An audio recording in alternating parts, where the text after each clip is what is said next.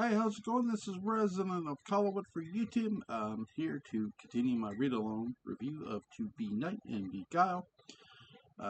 Book 7, Chapter 2, Bound by Bewitchment. This is written by my buddy John Philip Betancourt. See here. What have you done? Sebastian growled from his darkened corner of Lockwood Thicket, staring from beyond dark eyes that did not expect to open up in his former home. His face slowly seeped out from the shadows as if he were floating up from a black fog. He had been asleep for almost a year. He hadn't seen his one-time love, Jacqueline, since saving Evie from her untimely grave the winter before. Awakening in the back bedroom of his surprisingly remodeled old haunt was jarring. "I've saved you, that's what I've done," Jacqueline replied confidently, as she stepped aside, showing Sebastian the frozen in place, Jonathan still holding the broken table leg mid-plunge, inches away from his from its intended destination, Sebastian's heart. "Why am I here?" the vampire asked, allowing the glow of the candle to finally hit his face. "Something has happened in the village. I had to take you away from where Evie hid you. If I hadn't, the world would now know you as you are. I couldn't let that happen," she replied. "Where's Evie? Is she all right?" Jacqueline lifted her brow. She hesitated to answer. He could sense she was searching her mind for a lie. "Jacqueline, what have you done to her?" Sebastian assumed. "I haven't done anything to her, of course. You'd see me as the villain in all this, when this time I hadn't laid a hand on your precious Evangeline. The town's gone mad with vigilantism." Basically, they went Charles Bronson. No, not quite. They didn't shoot nobody. Not yet. There was some creature in the night roaming around killing people violently. They somehow got the idea your family was hiding that monster. And it was you. That is all true. Mary Good is to blame for all of this. That deadly thing is Philip Braga. She tried to save him using your blood. Well, she didn't quite get to that point, though, either. Evie took her to find you, but I put a stop to that. Philip? Philip is killing people? How would my blood have saved him? Jacqueline shrugged, unwilling to answer any more. She walked over to the man she loved more than life itself and looked him in his now calm and cool blue eyes, his face filled with worry for everyone he loved. "You don't have to worry. You're safe here," she said. "Why did Jonathan want to kill me? How did he know I was here?" Jacqueline sighed. "He followed me. Why would he follow you?" Sebastian asked with a pregnant pause, somehow feeling like he already knew the answer. She felt uneasy in her stomach. He knew she could tell. He knew. She lifted her hand and showed him the ring. "We're married. You've infiltrated my family by marrying my uncle. My God, what have you done to them? Did you hurt anyone? Where's Evie? Where's Gabriel?" Sebastian shouted, rushing over to the witch he once loved and grabbed her by the shoulders. Suddenly, as his hands made contact with her body, he felt rush his body. It was like an electrical surge, a powerful burst of energy entering his entire system. He could feel her heartbeat. He could sense her body working for two. all her internal systems working to protect something inside of her, and then it was clear. A second heartbeat, a child, a baby, he whispered. Flashes of the times he and Jacqueline made love came to him. Their passion when he did love her was intense, but faltered when he discovered everything she had done to Mary, Evie, and little Gabriel. Sebastian then oh, sorry, quickly removed his hands. She smirked. It's not what you think. Whose child is this? Mine, she replied with a wink. Jacqueline, is this child mine or Jonathan's? Whose do you think, whose do you want it to be? I could make miracles happen, my love. I could tell you who I'd like it to be. Uh, would that help? Sebastian quickly grew frustrated with Jacqueline's coyness. He rushed her, grabbed her by the neck. Their bodies quickly levitated and rushed across the room again as he pinned her to the wall with his grip tightening, his eyes once again turning color, his hiss revealing fangs ready to dig deep into her neck. Jacqueline's entire body began to heat up, burning Sebastian's hand around her neck as if 10,000 suns were scalding him.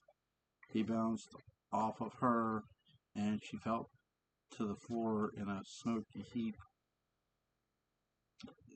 You still haven't lost your bite, but you should know one more thing before you ever think of doing that to me again, she hissed. Sebastian's eyes narrowed as he nursed his quickly healing scorched hand. You'll destroy us all. Jacqueline stood up and flattened her dress that had crumbled in the tussle.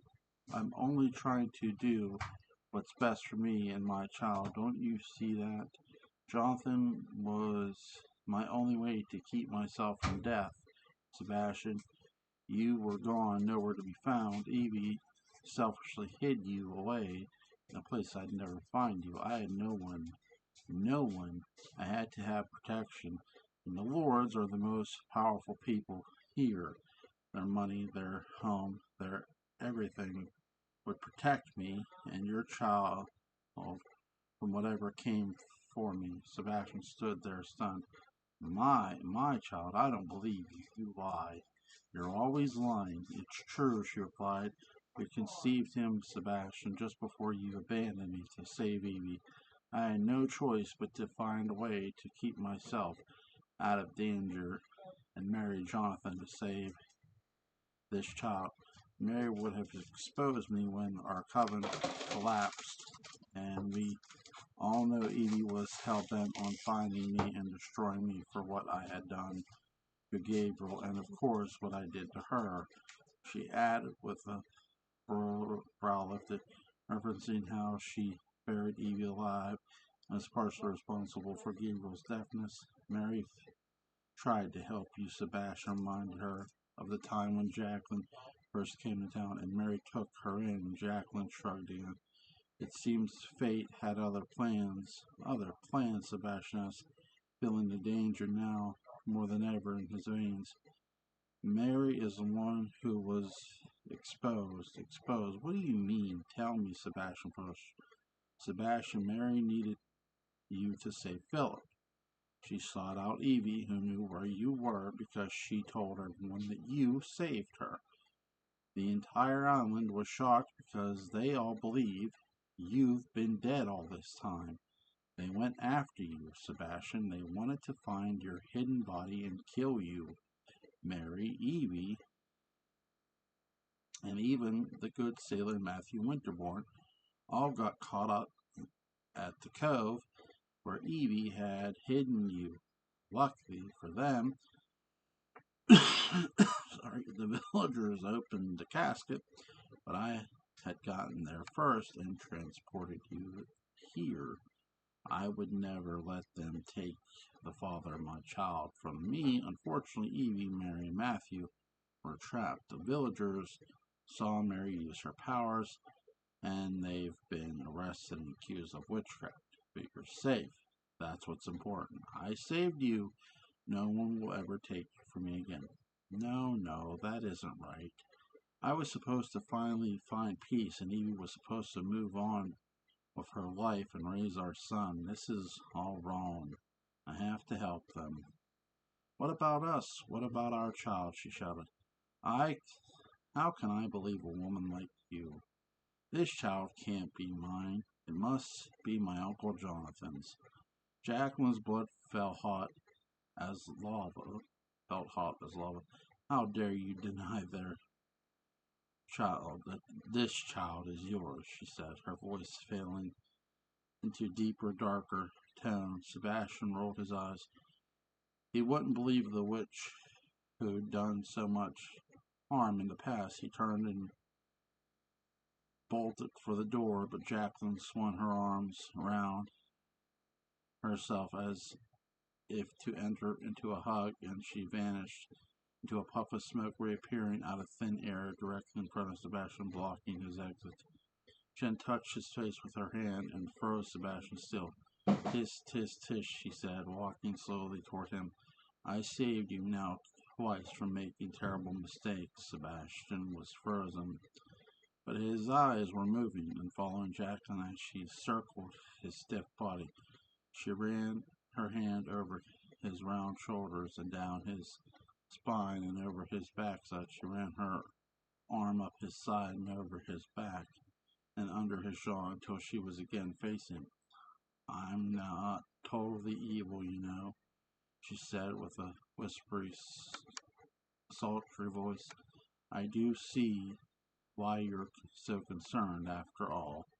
Evie is the mother of your child, your first child, and I did try to kill her, but she's moved on with Matthew.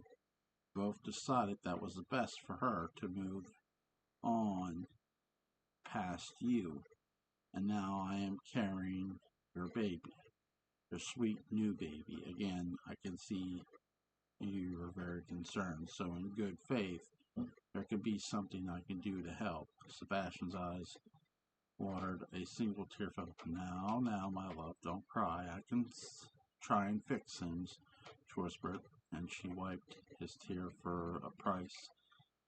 His eyes looked down from his frozen face, and her hands rubbed her pregnant stomach.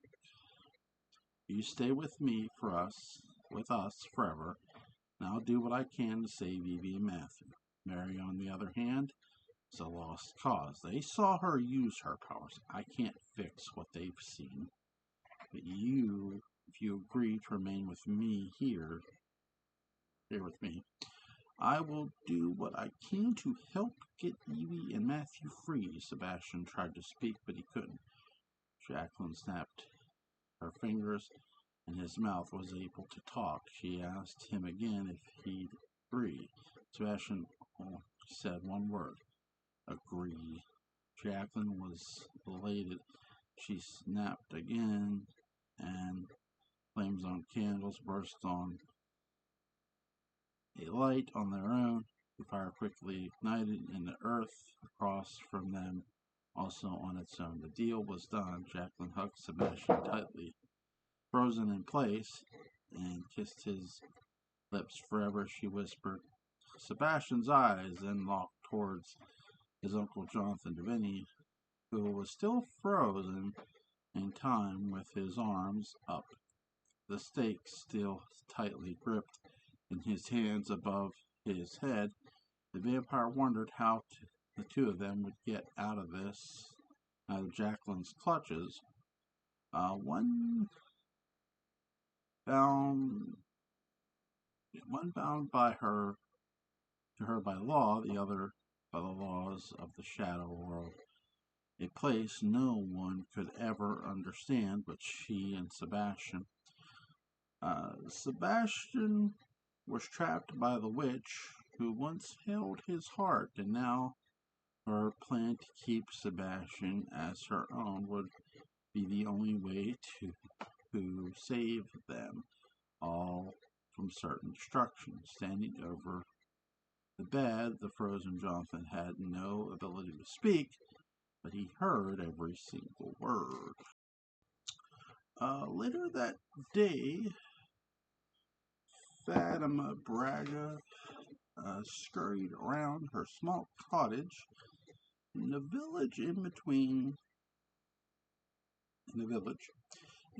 tarot card appointments and palm readings for her clients. She fiddled with an overboiling kettle on her wood iron stove and quickly poured the scalding hot water into 3 teacups and carried the silver tray back into her small sitting room that still had the drapes drawn.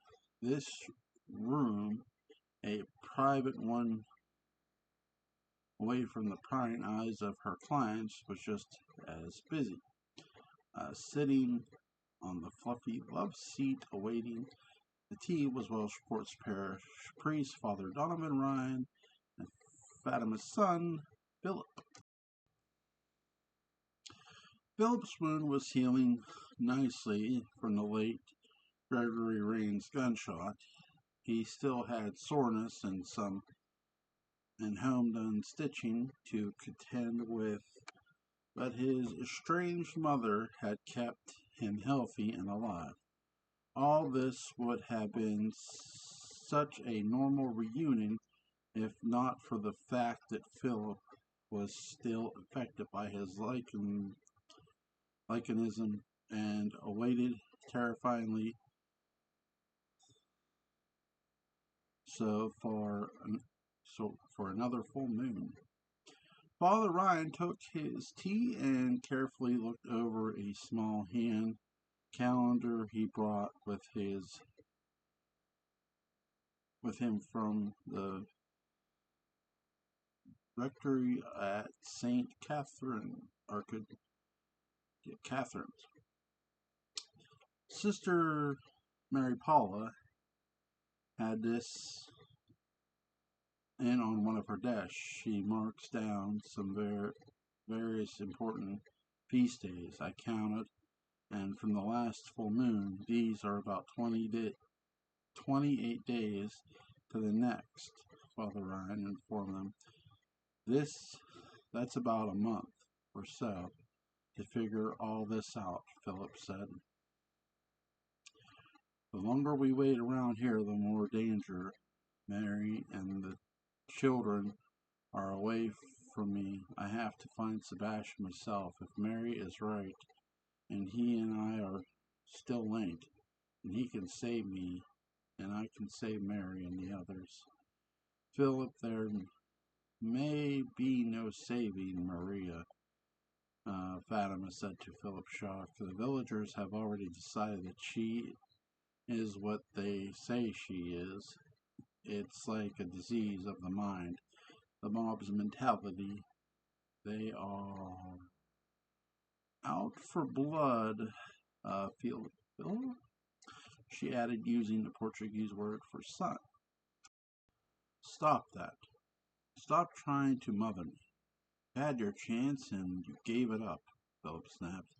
And it doesn't matter what either of you say. I've had enough waiting around to help to come. I have to get Sebastian before it's all over, before the full moon returns. Have you heard from the children? I have to get to Good Island as soon as possible. Father Ryan and Fatima shot each other looks. There had been news of Charlotte Morgan and little Caleb they kept from Philip. Those glances did not go unnoticed. What are you two hiding? He asked. Father Ryan opened his mouth to speak, but Fatima cut him off. They're safe. First, she answered. Philip tilted his head confused. But secondly, they're not at the cottage on Good Island, Father Donovan Ryan replied. Well, where are they? Philip, just remember, this might have been for the best, Fatima added, trailing off. Where are my children? Philip demanded to know. At Terramore House, Father Ryan revealed. I heard the head of the household, Jane Donnelly, speaking to a woman at Mass yesterday, and she said Jacob came for them on Good Island to protect them. Mary must have told him where they were. No, not with Jacob. He's diabolical. He can't be anywhere near my children. I have to get them. I have to get them now, Philip said, slowly getting up and flinching with pain as he did. Philip stopped, his mother cried. Charlotte is his daughter. You know this. He has every right to her, and we have to focus getting to Sebastian. I have faith in Celeste. She's a mother now. She will care for them and protect them from anything. Jacob's influences, I don't think he's in that mindset anyway. How are you sure, Philip asked. Donovan and Fatima glared at each other. More news they hand shared with Philip since he'd returned to his human form. The villagers stormed and ransacked Terramore House shortly after the attack at the park. They believed the creature was hiding by the family. Jacob and the rest of the lords are slowly but surely getting their home back in order and restructuring their security. The children are safe there until we get healed, Donovan explained. How do you know all this? Philip asked. This town holds new secrets, Fatima added. Everyone is talking about it, Donovan said. Luckily, your mother and I began before being cut off by Philip. Aunt, she's my aunt. Donovan looked at Fatima for approval. She slightly nodded her head. Philip had not yet accepted her as his real mother, and not the aunt he always knew her as. Yes, luckily for you, your aunt and I have positions in the village where people tend to feel more comfortable talking to us or around us. With ease, we get the information about almost firsthand. This way, it'll keep us in the loop and help us navigate our next move. Good, Philip replied. Then it'll be up to me to get myself back to where I was in a happy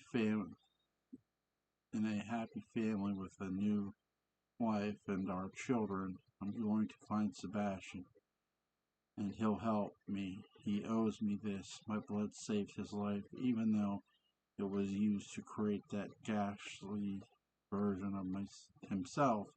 He's still alive because of it. You're still hurt, Fatima said, reaching for her son, who had gotten up from the love seat after downing his tea. Philip grabbed his estranged mother's hand and had latched onto his arm as he got up and held it tightly. My wife has been arrested, along with the two of my friends, for crimes this town think they committed. My crimes. I have to help them, and I have to help them now. Do not try to stop me. Philip dropped Fatima's hand and walked out of the room to his bedroom, now in the main house, to dress and to do his best to find Sebastian. We have to tell him, sister, and father said, using Fatima's former nun's name. I can't help but worry, she replied.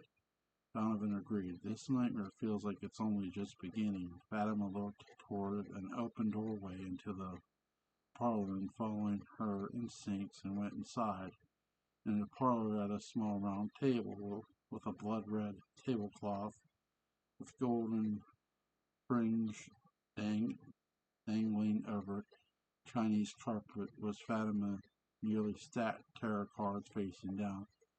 Father Donovan followed Fatima into the parlor. She flipped the top went over the hanging man, she said with a gasp, a symbolic of a man hanging by his left ankle on wooden gallows, smiling a sinister grin to confuse the reader.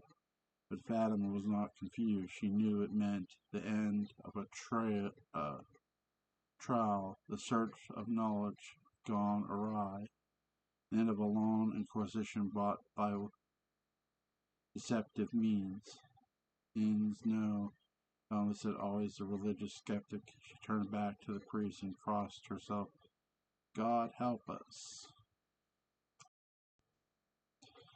Meanwhile, Rebecca Lockwood Lord Cassiter stood out on Tamor's north-facing veranda towards the front gates through its arched walkways, snuggling her beloved white Maltese BB in the distance. She watched several groundkeepers nervously repair the damaged iron gates to the village's mob had ruthlessly demolished when they stormed the family compound. Excuse me. BB watched to a low growl vibrating in his little chest at the strangers in his garden. Her deep auburn hair slowly seeped with white strands of long, stressful events. But the storming of her own home by the villagers she thought she knew was beyond measure. She turned back and looked through the French doors behind her, still open from when she walked out. An army of housemaids led by the head of the household, Jane Donnelly, quickly managed to put the house back together in one form or another. As she oversaw the rebuilding of sorts, Rebecca's son Jacob walked through the French doors and joined his mother on the veranda. Odd, isn't it? He said, sipping his smooth brandy from the inside bar. What is? That we stand here untouched by this when we, of all people, know that maybe, just maybe, we're somewhat to blame for it all. Perhaps not all of it, but a very healthy portion, Jacob replied, in a rare show of self-awareness. Rebecca's eyes narrowed. We? Jacob smirked. None of us are innocent, Mother, not even you. Rebecca's own sins, even one she'd never dare speak out loud, came crawling back into her mind, all of their actions, Jacob's, hers, her son David's, even her dearly departed Albert, had all added to the mythology of the larger-than-life family hidden from view in the forest of Tamor. Tamor Forest, sorry. Rebecca scoffed at her son's notion and walked back into the house, where maids quickly came to attention and curtsied as their mistress entered. Rebecca, in a long, eggplant-toned dress that came to a chokehold grip at the base of her neck, smiled and thanked them all for their hard work just before departing into another room where Jacob's wife Celeste was reworking art that had been torn from the walls. How are the children? Rebecca asked Celeste, knowing her granddaughter Charlotte, young Morgan Thorne, and the baby Caleb Braga had been brought to Terramore by Jacob the night after the mob for safety. Charlotte and Morgan are obviously getting back into their old Terramore habits, which is nice to see, Celeste said. Little Caleb, I don't know, but he's skittish, clearly not used to so many people around him, but he'll get used to us. Charlotte's a good big sister, Rebecca replied as she really sat on the large love seat opposite Celeste. She'll bring them both into the told soon. I know her well. Have you seen my brother or his wife? I haven't seen them around the house, Celeste asked. Rebecca thought for a second. No, as a matter of fact, I haven't seen them either. Celeste's worries of Jonathan's new wife had yet to ease. As their young marriage still shocked her, the idea of her brother jumping into something like marrying a woman he barely knew and taking on the task of raising the child she was carrying without actually knowing it was his or not felt dangerous to her. Celeste had no real and tangible evidence for doubting Jacqueline's baby was truly her future niece or nephew, but the world she lived in now, where the protection of the Lord family fortune only had secured if a child was born, was not at all foreign to her. Celeste wrote the book on that. It was her own motive for marrying Jacob. Oh, good, you're both here, Jacob said, entering the room. Speak of the devil, Celeste thought to herself as her mind filled out thoughts of comparing herself to Jacqueline. I'd like to tell you both something very important now that the children are here. He said, What do you mean? Celeste asked. Well, there's more to why I brought them here than what I told you. It's not just Mary is being held on those ridiculous witchcraft charges, he replied. Ridiculous? We saw what she did at the caves, Jacob. She's absolutely no shape to be rearing three children, much less Charlotte, one of our own. It's good you brought them here. They'll be brought up without the lure of any of the ungodly worship. Celeste rolled her eyes. Really, we're not going to start acting like Terramore is some sort of sanity sanctuary. All right. We're getting off track, Jacob interjected. It's not just about Mary's incarnation, it's about Philip. Celeste's heart almost stopped. She hadn't truly thought about the man she was in love with for over a decade before she cheated on him for Jacob to protect her brother, a sin she too had long hated herself for.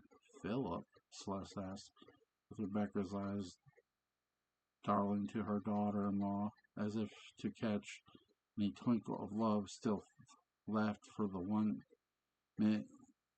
one-time Lord family valet. Mary came to here early one before any of this happened. She wanted to see you, Celeste. She wanted to deliver a message to you about Philip. She felt that you needed to know that he was ill and in trouble, but that she was doing everything she could to help him, Jacob explained. What sort of trouble? Celeste asked. As we all know, that creature we saw that night of the full moon festival was not Sebastian, it was Philip. The woman gasped. What? How? Rebecca asked. I don't believe it, Celeste said to Jacob in Rebecca's surprise. Mary didn't explain it, and I honestly didn't want to go any further with it. But knowing all of that, I couldn't very well leave my child on Good Island with Philip roaming around hunting people. They're safer here. Of course, Celeste added. But he'd never hunt the children, would he? Hurt the children. Even in a state of illness. Are you sure Mary didn't explain more? It's just so, what in the world? How can that monster be Philip? How can Sebastian be what Sebastian is? Rebecca replied. It's what Churchill said it must be. Mother, really? You don't actually, Jacob began before his mother interrupted. Witchcraft. Oh, for God's sakes, listen, I don't deny these mutations have happened to Sebastian and Philip are unbelievable, difficult to explain, but witchcraft really, it has to be some sort of scientific problem within them. Yes, something inside of them that's causing them to be this way. Something we'll never ever understand. And I, for one, do not want to understand. I shall just accept they are, and hope to God they never set foot at my door, Jacob replied. And what if that happens? What if they set foot at our door? Wouldn't Philip try to find his family and come here, Celeste, asking, fearing for them all? To look for what, Celeste? Jacob said, turning to his wife. For you, his love? Celeste rolled her eyes at his sarcastic tone.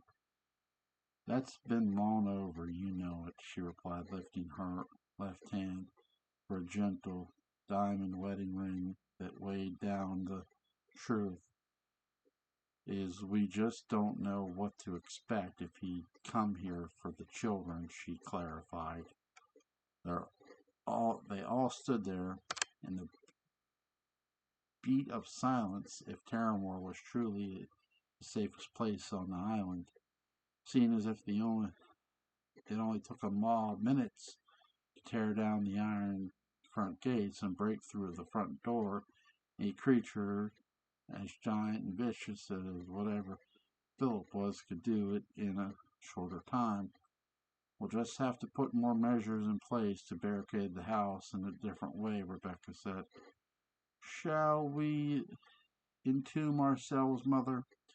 Shall we erect a giant walls instead of iron gates? Jacob replied sarcastically. No, better shall we place towers around the mansion with snipers or maybe a moat. Yes, a lovely medieval moat with crocodiles and Amazonian piranhas. That'll keep us safe now, won't it? Just as the threesome's conversation began to heat up, Rebecca's husband Caspian entered the room dressed as though he was ready to leave. Is everything all right? Caspian asked, hinting at his awareness of the room's tension. Yes, we're fine, Jacob's just being his regular, obnoxious self, Rebecca replied as she stood up, as she shot up from the love seat and headed for her husband. Where are you off to? She asked, noting his coat. Hope Hospital, he replied. Dr. Ward would like to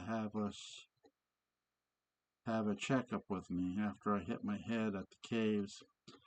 I'll go with you, Rebecca replied to Caspian's acceptance. I think I've had just about enough of the scenery, she added, shooting her son a look of annoyance.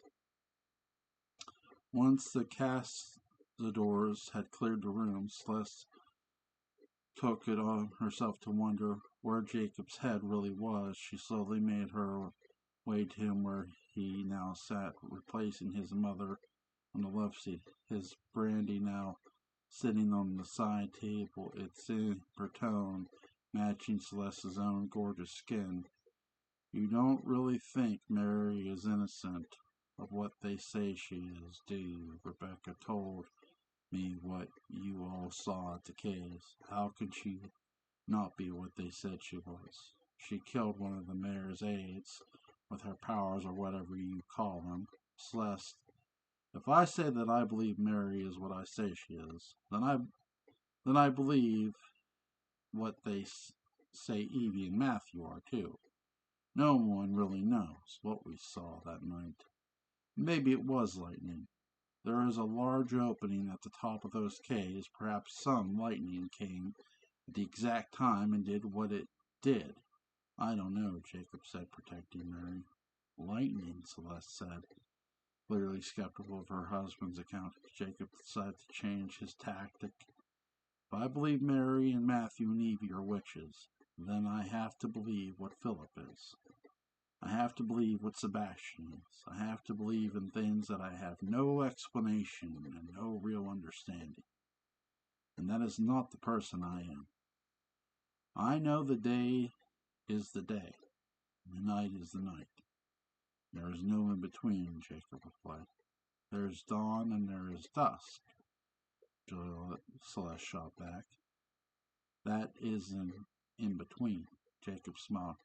She was playing a very food game of chess, but he was an even better player. He'd never say to anyone what he truly saw for him. That night Mary was no witch. It was very unlucky weather pattern that hit where it hit. Dawn is day, dusk is night. There is no in between. He would not budge, and Celeste worried if this sudden hint of protection of Mary has come from a different place, a place where his mind would go sometimes in the middle of dinner, a place where his heart would wander in times where they have an argument, and he'd remember the happy times with Mary, the same place where Charlotte was conceived.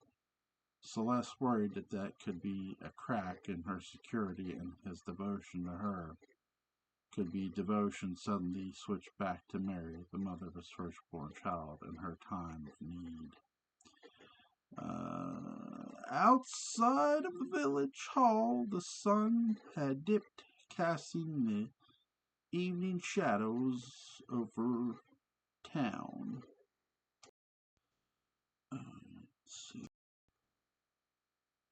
Villagers began to gather in front of a large stage where Mayor Churchill had promised them all more information about what happened in the night of the full moon celebration and those arrested at the caves of the Dominion people.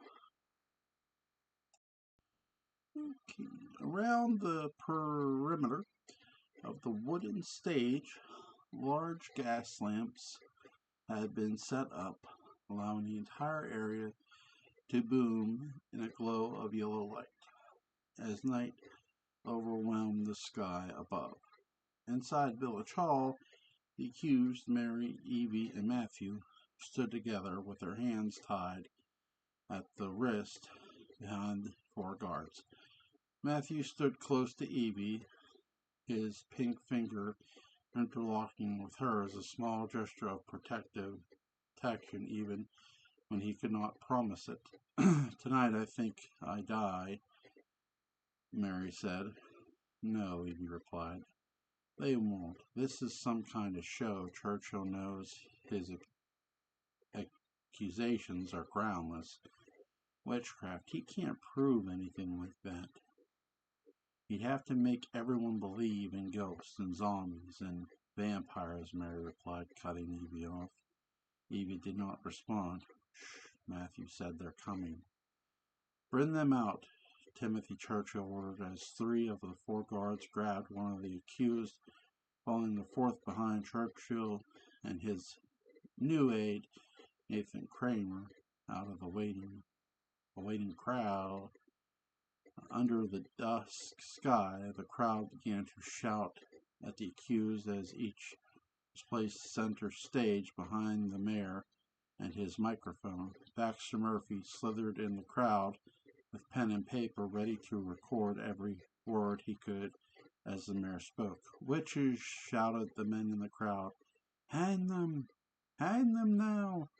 Another man shouted, daughter of Eliza First, the original witch, a woman screamed, noting the long Welshport lore about Eliza Good, Mary's reclusive mother being a witch. A truth no one really knew was true. The mayor lifted his hands to quiet the crowd and spoke. My fellow Welshportians, I thank you for coming on this evening later in the day. In fact, at my request, it is good to know that word of mouth can still bring us together I have used this entire day to process we have as a community should do to the accused after what many of us saw at the caves the other night. What we know is that we saw was inhuman. What we witnessed was supernatural and dangerous. In fact, we know that these three have all displayed acts that are unusual and undeniably strange and must be taken account for, Timothy shouted. The crowd's pleased yelps, he continued. Fact, Evelyn Jordan Lauren miraculously survived being buried alive by her own admission. How? Which? Which? Villagers shouted. Fact, the mayor went further. Matthew Winterbourne, the last member of the Aboriginal Dominion tribe of people who have been long held to the myth of otherworldly connections and powers, he too survived drowning at sea and returned here suddenly and reunited with the one buried alive. How? Which? Which? Last but not least, one Mary Good, whose whole life the family past has been shrouded by many hisses and whispers thanks to her mother's own past dealings with darkness. I saw her with my own eyes destroy a man with powers from her hands. How is that possible? Which? Which? I ask your calmness and patience, Churchill shouted over the cries of the crowd. Every criminal in this nation deserves a due process. I have no intention of skipping this for these three. A trial will take place. The crowd cheered. I have called upon our governor in Augusta, and he has promised me quick prosecutions on the grounds of witchcraft, thanks to a law we still have in our books from this community was settled by good Welsh port people in 1631. The act of witchcraft is spelled out in this law quite clearly, and no man or woman by free of it, they break this law. It does not matter how modern our world becomes in the face of the future and the times we lead now. They have committed these crimes, while this law unrepeated sits on our charter. Barrister Eden Sidney, a good man I have known most of my life, is headed to Welshport as I speak to prosecute these three for what they have done. Our community with power is unknown to us now. The crowd began to shout and clap and cheer for the mayor for his hard work, as Mary, Evie, and Matthew stood in silence. Mary and Evie trembled with fear. They were all seeing the darkest days ahead of themselves. Mary herself knew there would be no way out of it but death. It didn't matter how optimistic Evie was. In the crowd, Nick and Aurora who were heading to Hope Hospital, stopped, hoping to get a glimpse of Evie, who they were unable to see or speak to because of the nature of the supposed crime.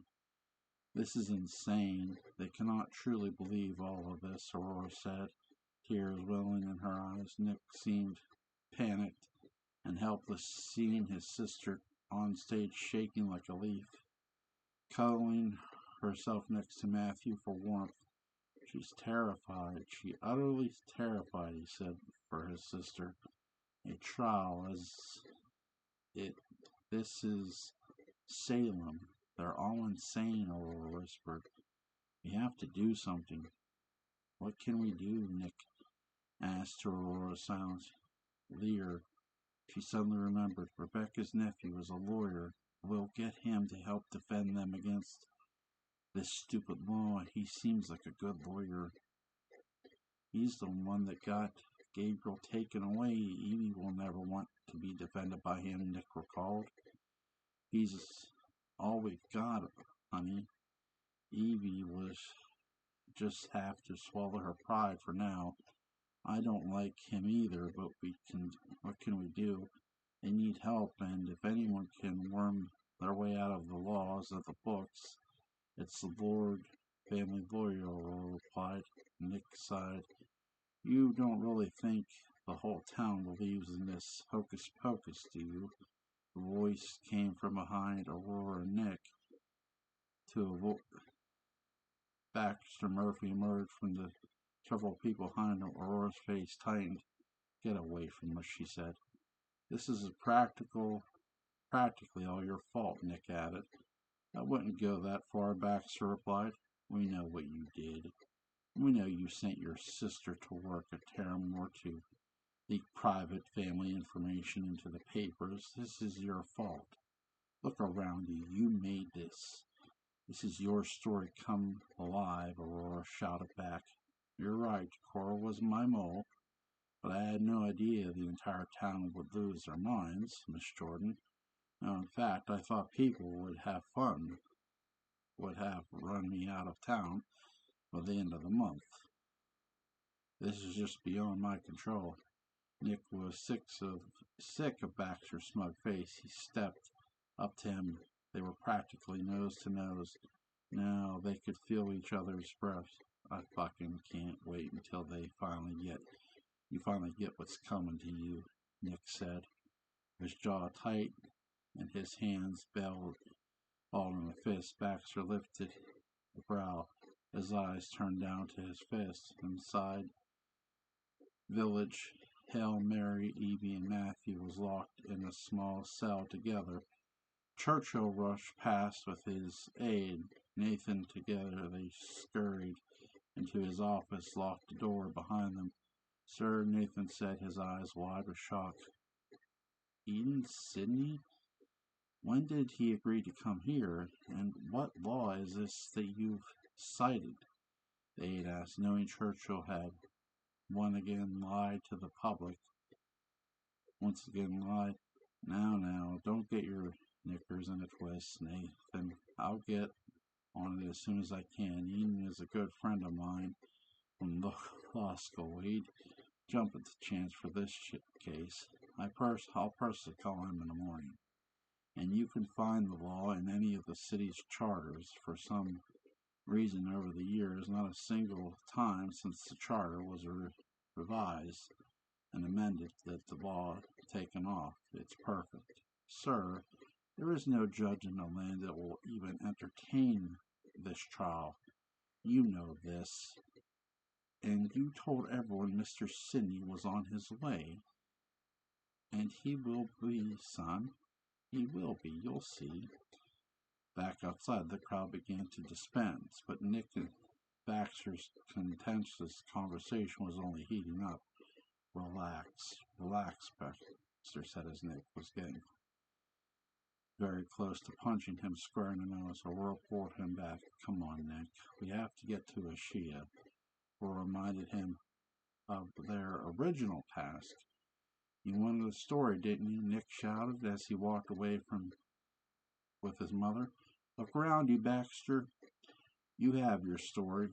People around Baxter began to stare now away from the main stage where the accused were, finally being rushed off back into the village hall, and their makeshift cells. The main jail was still burned down. Baxter realized he was being watched, and he began to feel strange and a bit on the spot.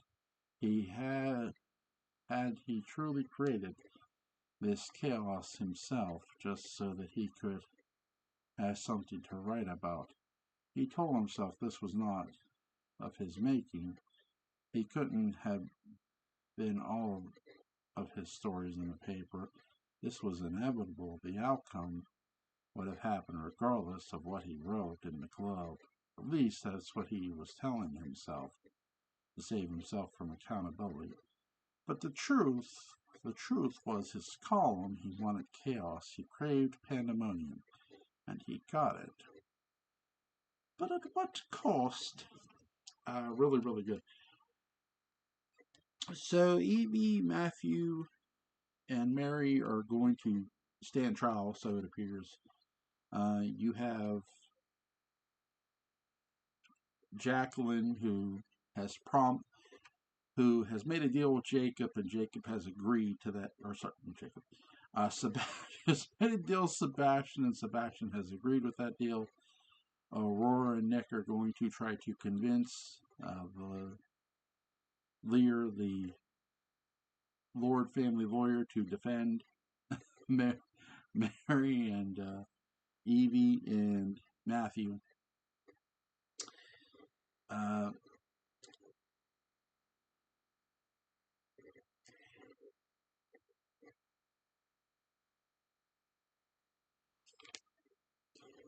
I think there's thing here. It's going to be really interesting to see what happens here because there is a lot of elements that could be explained away legality wise, but we'll see. We'll see what happens.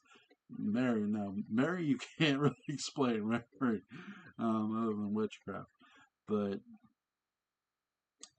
I do like how everybody's like, yeah, everybody thinks the werewolf is Sebastian. No, it's not Sebastian.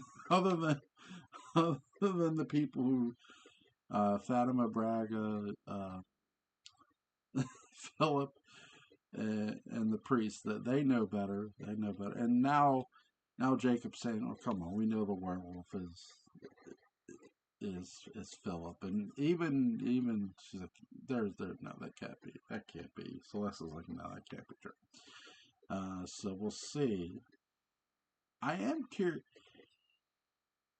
I'm sort of curious what's going to really happen with um, Caspian and baby Caleb.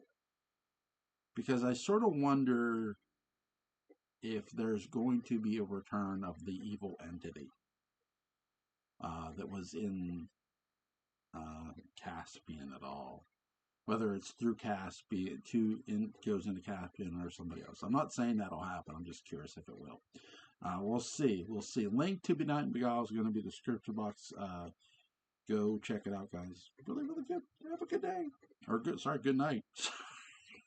I don't know what time it is anymore. Oh, God.